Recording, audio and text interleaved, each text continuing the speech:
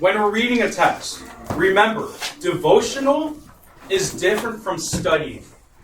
If it's a devotional, you're just reading to get the overall feel. But when we do hermeneutics, we're actually like trying to go a little bit deeper. How many of you guys have NIVs? NIV Bibles? Well, how many of you guys actually have Bibles?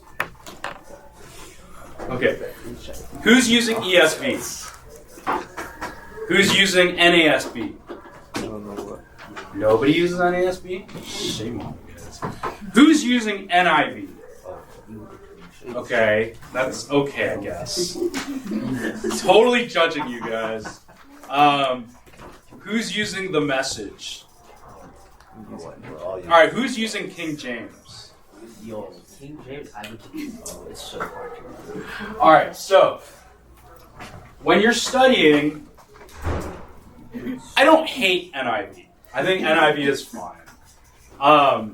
I think there's also reason for the Message. I wouldn't use the Message to study, and I have personal preferences for that. But you have, or as far as like translations go, right? Because we're talking about translations.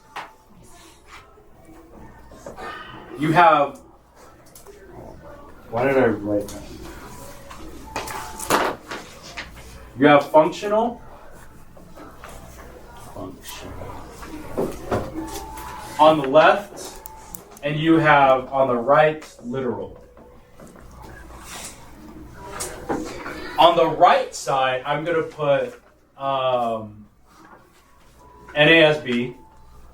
I think NASB is more literal than ESV. Over here, I would still say NIV is like kind of, I'm not going to say it's in the middle, but like NIV is over here. Over here is going to be like the Message.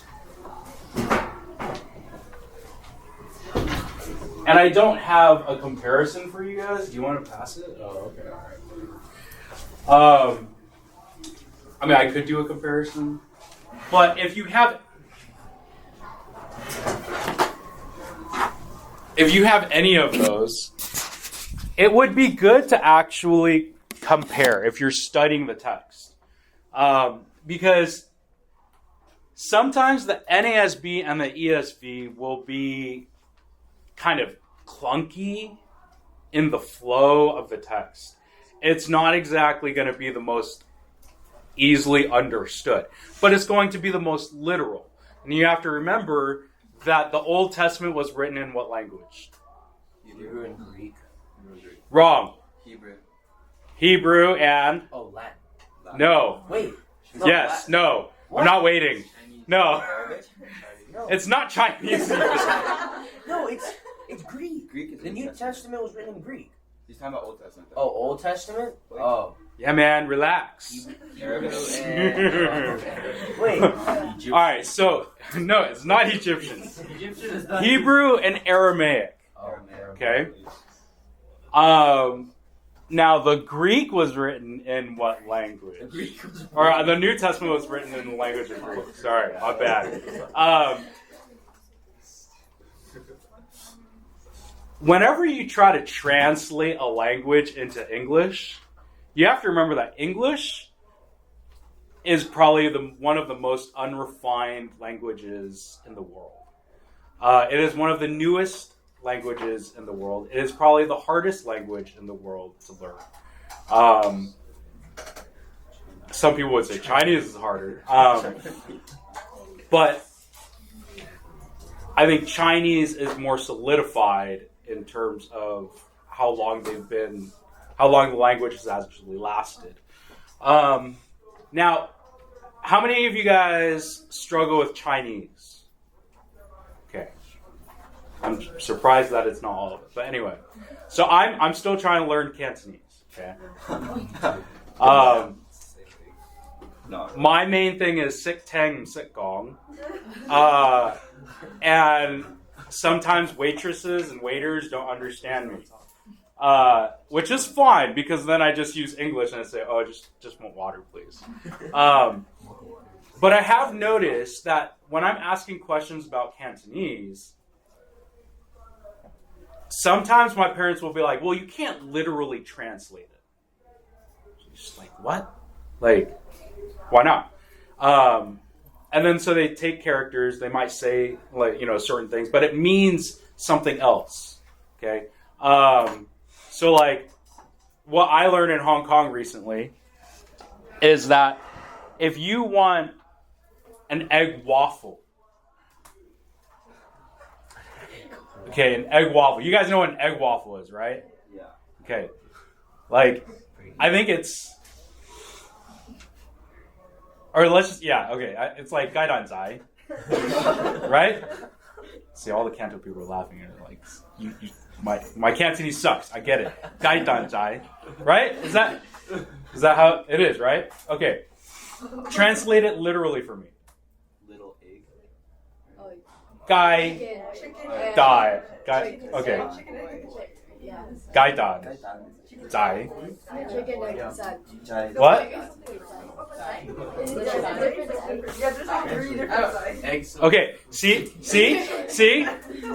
This is my point. All right? We all know it in Cantonese. It's an egg waffle. It's the waffle that has little egg-shaped balls on it, right? Okay, we all know what it is. But when you translate it literally, it's hard. And you're like, okay, gai dan zai. Zai could also mean kid, right? But I'm not eating a kid, okay? I mean, I am eating a chicken egg kid thing, right? So, just all that to show is like, it's hard. Translation is difficult. The ESV and the NASB are literal. It's meant to be literal. So when you see, when you're trying to read a text and you're just like, Paul, like, you don't make sense. Paul makes sense. It's just that in the English language, it may be a little harder to capture. That's why you have preachers or teachers get all nerdy and they'll say, like, in the Greek, it means this. It should be translated like this. It doesn't mean that your Bible is wrong. It just means that it's just the English language needs a little bit more explanation. Functional is just that you can read it and it flows. NIV flows pretty well. For a while, I really didn't like NIV, but I have to admit that NIV is definitely a lot easier to read. The Message is kind of weird. I think it really misses the text, but it wasn't made for studying. Okay, if you have the Message, I'm not judging you. 10 years ago, I would have. Now, I would not judge you. It is easier to read, but the author of the Message, who is a Christian, wrote it for his daughter, and they decided to publish it. Okay, so that's why we have the Message. When we're looking at texts, they're all valid. Okay, no, some of them might not be valid, but most of them will be valid. You're just looking at it from a different perspective. Okay, but you're all looking at the same object, the same Lego, the same passage. But it would be good to look through different translations every once in a while. I don't for the sake of time. I just like my ESV and my NASB. And I just spit. Sorry. Now let's get to this piece of paper. When you go to the first page, it says reading sentences and paragraphs. Some of you guys are better in grammar than others. If you're like me, grammar is a strong suit, and even for calculating tip, we have to pull out our cell phones. Math is not my strong suit. Grammar is. I think grammar makes sense, but again, the English language isn't all that great. Everybody does different things. That's why you have something called the Oxford comma. Is the Oxford comma better than the lazy way? I think so. But anyway, that's just a tangent. When we look at reading sentences and paragraphs, you have to remember that you are reading a text. This language is, or when we look at the English, I can assure you that if you're reading a more literal translation, studying's probably going to be a little bit easier in some ways. But again, when you're doing a devotional, I suggest the Message or NIV. Okay. Sometimes when things don't make sense, that's where, you could either go to like a study Bible or you can ask a teacher what it means. Okay. Teacher, preacher, counselor. But what are we looking for? If I were to study a text and if I had to preach it to you, what are the things that I would look for? Yes, I would try to be, ask questions first after reading it. But as I'm reading it and I'm making questions, what am I making questions about? What is sticking out to me? So Hanley has this. This was made a long time ago when Hanley used to teach this class. So that was when he was a youth pastor. He might have even been a youth intern. No, he was a youth pastor. And so this is his stuff, okay? I think it's pretty good as far as a list for you to refer to. I'm not saying you have to spot every single one, just refer to it. Like, understand what could be in the Bible, what you will encounter. So if we're going to look at it, side note. We're not talking about genres yet. We're just talking about how to read your Bible, okay? So when it comes to repetitions of words, a lot of times words are repeated, but I think you also have to remember that phrases or ideas are also repeated.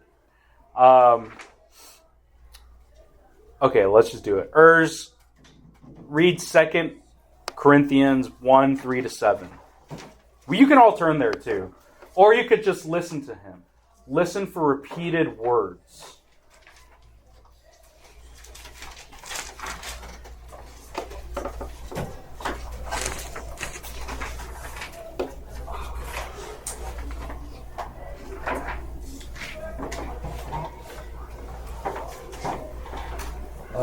It says, "Praise be to the God and Father of our Lord Jesus Christ, the Father of compassion and the God of all comfort, who comforts us in our troubles, so that we may comfort those in any trouble with the comfort we ourselves have received from God.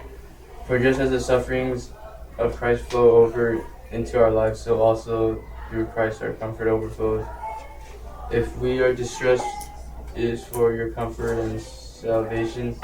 If you are comforted, it is for your comfort, which produces in you patient endurance of the same sufferings we suffer. And our hope for you is firm, because we know that just as you share in your sufferings, so also you share in our comfort." All right, Ian. Give me one word that's repeated. Comfort. All right, Daniel. Give me one word that's repeated. One. Okay, suffering. All right. So, comfort and suffering. Aaron, how would you classify those two words, comfort and suffering? Huh? Feeling. Feeling? Okay, I guess that is one classification. Dylan, how else would you classify comfort and suffering? In the same category? Yes. Like, those two words are a type of blank. Antonym. Huh? Antonym. Oh man, you just got like super SAT on me. I mean, I was looking something a little bit more basic. I was just gonna say contrast. I mean, they are opposites, so yeah, I guess we could say that. Like, wow, I haven't heard that in years. So going through that list, when you're listening to it, you automatically understand that comfort is a repeated theme.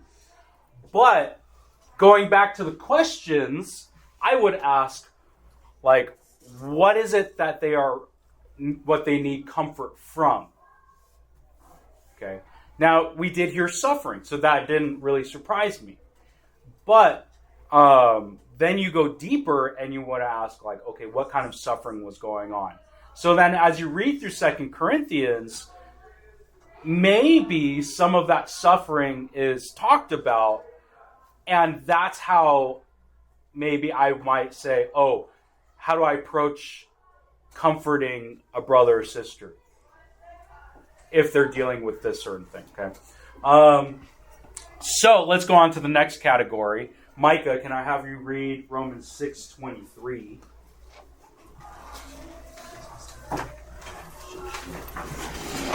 The next category is contrast. Okay, so we're just going to get another example of contrast.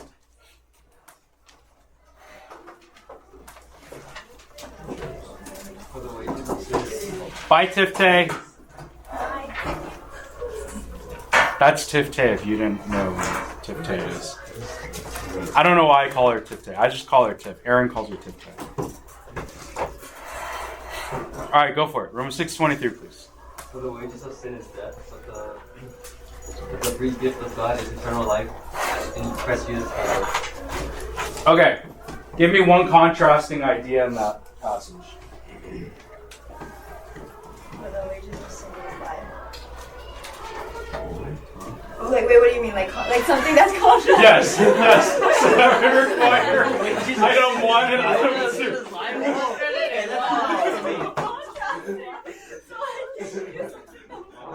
For the wages of sin is life. Like, man, I totally got that passage wrong. I don't know why I'm here. I need to go out and sin. Okay, give me two things that are contrasting in that passage.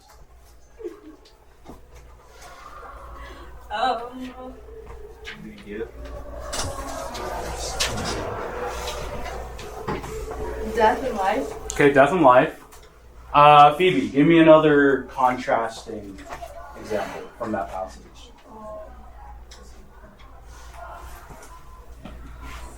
Wages and gifts. Yeah. Why is wages, Janelle, why is wages and gift different? Like contrasting? Why could you contrast that? Because they're opposite. No. I mean, yes. They are contrasting each other. It's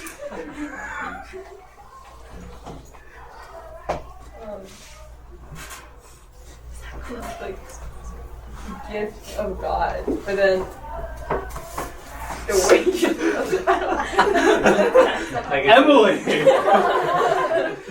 How is gift contrasting to, or how is wages contrasting to gift? To build off of what Janelle said,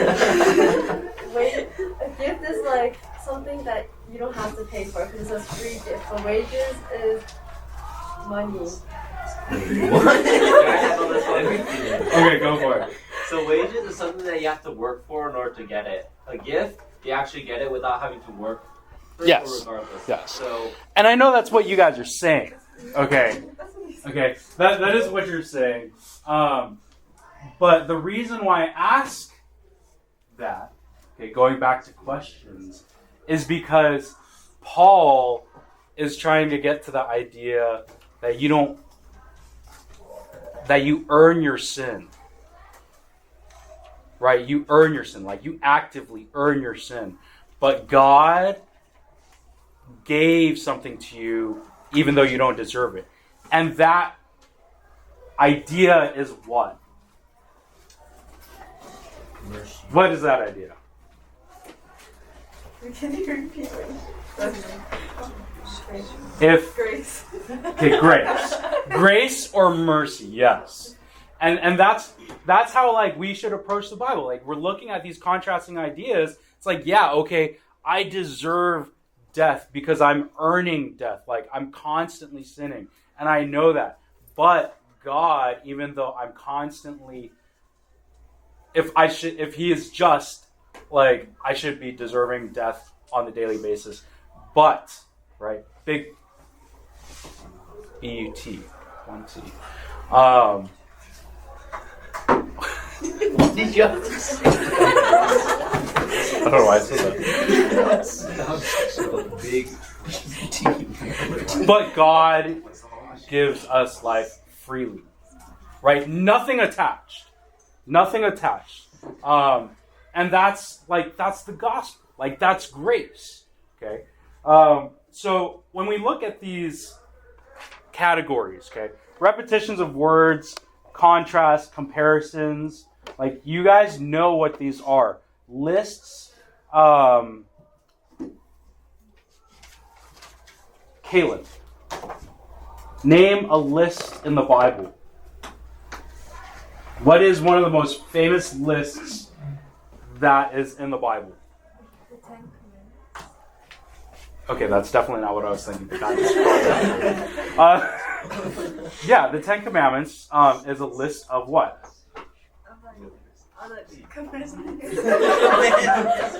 Trying not to use the same word. It's a list of laws. It's a list of laws, a list of rules. Yes, it's a list of commandments.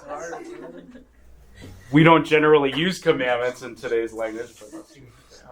But I was thinking of the fruit of the Spirit.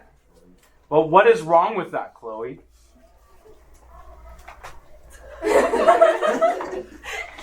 I mean, there's nothing wrong with fruit of the Spirit. But the list, okay, Marianne, what is wrong with me saying that fruit of the Spirit is a list?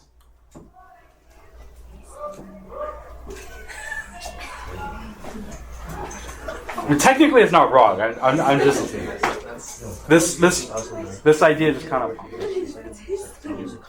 No. Lucy. She's like, why are you calling me? All right. The fruit of the Spirit. The fruit of the Spirit is a list, right? But technically, it's just one fruit. When you look at the passage, it's one fruit.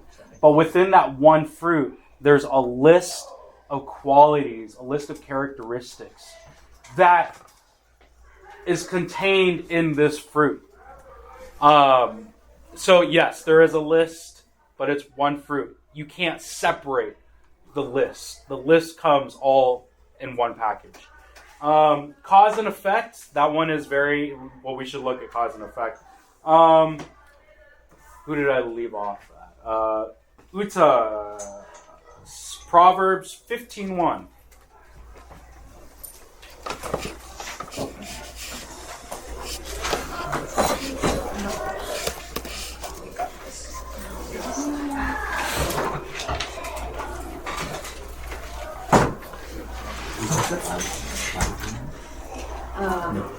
A soft answer turns away wrath, but a harsh word stirs up anger. Okay. Right there you see cause and effect. Aaron, you're going to be going through wisdom, right? Or am I going through wisdom? You. Well, Oh, okay. we're doing poetry. I guess wisdom poetry. Yeah. You're doing poetry. Did we split them up? I can't No, remember. we did not. Okay, all right. Wait, so you're doing it? Okay, all right. In wisdom, you're going to have a lot of these cause and effects, or conditional, which I think condition is on here. Yeah, okay, so we'll get to it. You're going to have a lot of these cause and effects. Wisdom has a lot of general truths, which is why it does a lot of cause and effect. Figures of speech. Claire, can you read? Let's do Isaiah 53:6. I think I would like that one better.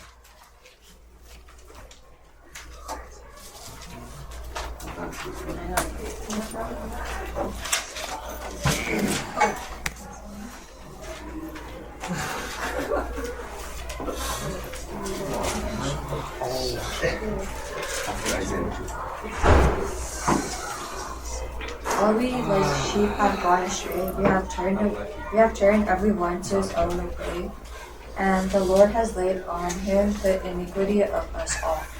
Okay.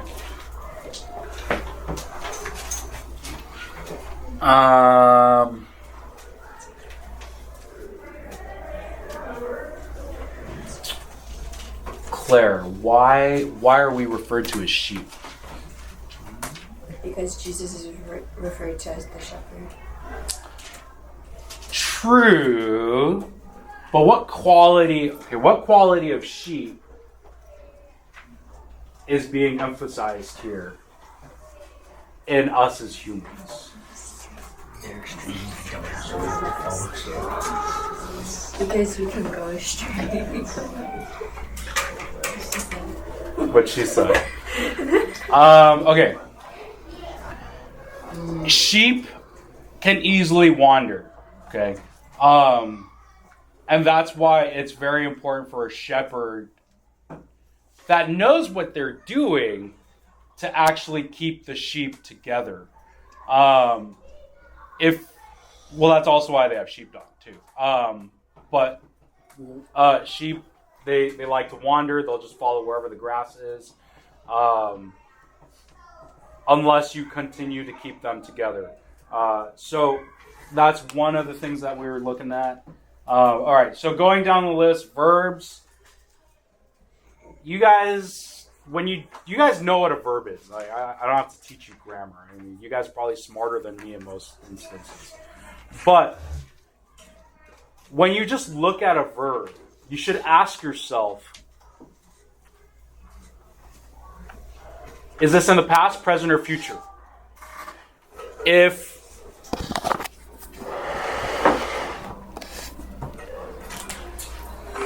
Okay, so we have past, present, and future.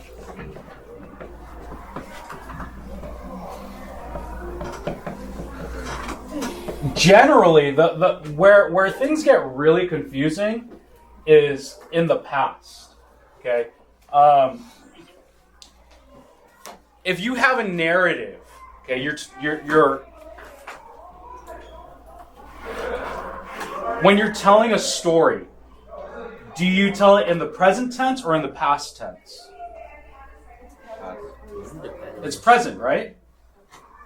Well, okay. The story's in the past, but you might tell it like it's present. Is that what you're saying? Oh, did I just screw this over? Okay. Sorry.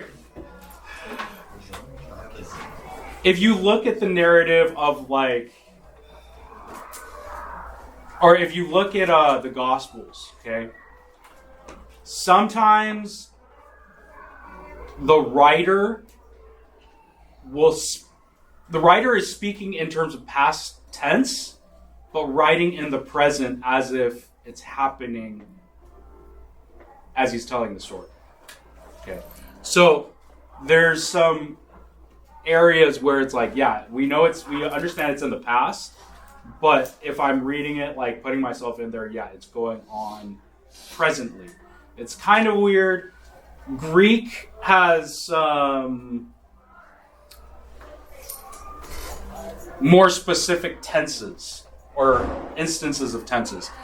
Whereas you might just have in the past a one definite time that this action happened. You could also have something called a perfect. Does anybody know what the perfect tense is? Okay, so if we're talking about that one instance of an incident happening, okay, just think of it like that. It's just one time, one definite time. If you're talking about a narrative would span maybe like the Gospels, Jesus' life, 33 years. Okay? A perfect is something that happens in the past but has lasting effects. So one of the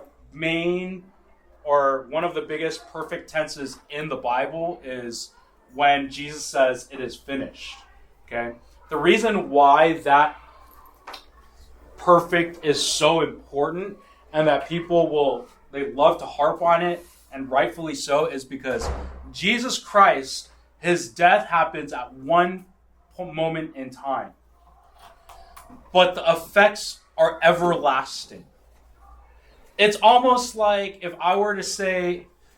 you were to ask me, Jonathan, give me one specific time in your life that has affected you for the rest of your life. Okay?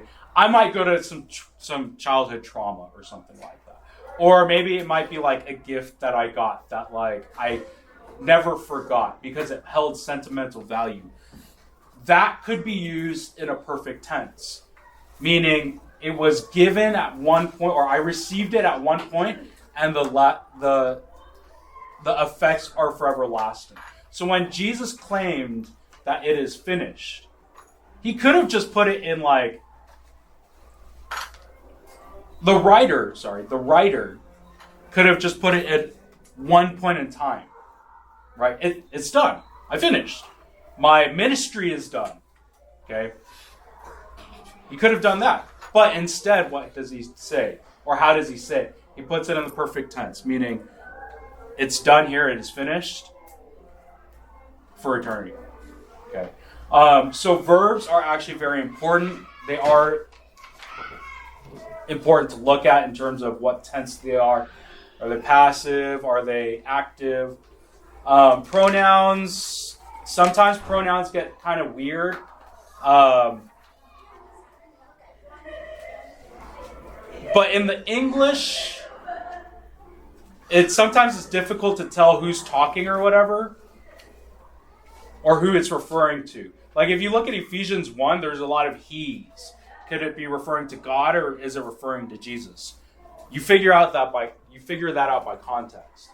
Going on to the second page, how to read paragraphs, questions and answers. It's like a dialogue. It's like an inner dialogue. So Paul, in the book of Romans, goes through this line of like, he's basically playing devil's advocate with himself. And he's saying, well, what's one of the things? Oh, if the law isn't, I'm just going to paraphrase. If I was shown grace from the law, then should I continue in sin? Right? So he's basically making argumentation based off of his questions and answers, using what you probably would logically come to conclusion. Dialogue, you guys know that. Means is pretty important. How did it happen? That's kind of what it answers. Purpose and result. Paul does a lot of that. In order. So you're looking for words like in order that, so that. A lot of that is just purpose. So when we come to author's intent, usually a big indicator is so that or in order that. All right. General to specific and specific to general. It's like another categorization of a list. Conditional clauses. You guys know that, right? If statements. Actions or rules of God.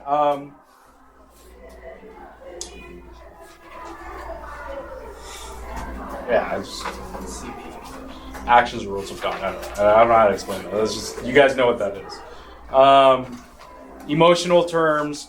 Okay, this is probably one of the things that kind of annoys me the most. Right? Emotional terms.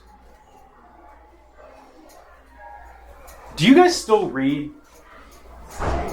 Does somebody read the passage in youth service? Okay. When you're reading the passage in youth service, I don't go to youth service, so I don't know. But are there people who just read it like monotone? Okay. Don't answer that in case they're in this class. The reason why that's really annoying is because this person who is writing the Bible has a tone. And if you, the reader, does not understand the tone, then you're probably not, one, you haven't studied the passage, but two, you've probably missed the meaning of the passage too. So the tone is very important. How do you get the tones? Emotional terms. There might be some exaggerations. There might be some areas of the passage that you exclaim louder. Okay. So tone of the passage, emotional terms, kind of go hand in hand. When it comes to reading the Bible, you're observing a text that is alive and active. To go up and read the Bible in front of service and not to like exclaim or not to imitate the tone of the passage, I think is a disservice. Because if you know what the passage is saying, you're also, in a sense, teaching the people what the author is trying to convey. But it'll also show like whether you really care about the passage or not, right? If you just read it monotone, like this guy, and if I'm sitting in youth service and you read it monotone, I would just be like, dude, this guy's pathetic. Like I know he didn't read the passage before, he didn't prepare it, he didn't even bother to like see what are the emotional tones of the passage. Because when you read the passage, you have to remember that there is a person behind it. Okay? So I'm going to let you hold on to this. The second page, you can go through Galatians 3, 1 to 29, and just start pointing out what is what. It'll help you. If you do it, whatever you put into it is what you get out of it. As we go through different genres, because I think that now we're going to be going through different genres and showing you how you should read a certain genre. These will always be in play. But as we go through different genres, you should be reading them differently. You can't just read them all the same, otherwise it'd be kind of... You'll end up missing a lot. So, also an epistle is not the same. You don't apply the same hermeneutics as you would to a historical event in the Old Testament. So with that said, let me close with prayer and then we'll get out of here. If you were one of the winners, just meet with me afterwards. It shouldn't take too long. All right, let's pray. Father, we thank you for your word. We thank you that our pastors love the word and our pastors really desire to communicate the word as the author intended it to. I just pray for the preachers today that they would be, or that you would grant them the power to speak, the wisdom to know what words to say, the discernment to say things rightly. Lord, I pray that you would empower them through the Spirit, that they would be just dependent on you and not necessarily just dependent solely on their studies, but that it would come from a heart of love as well, because you loved us first. In Jesus' name, amen.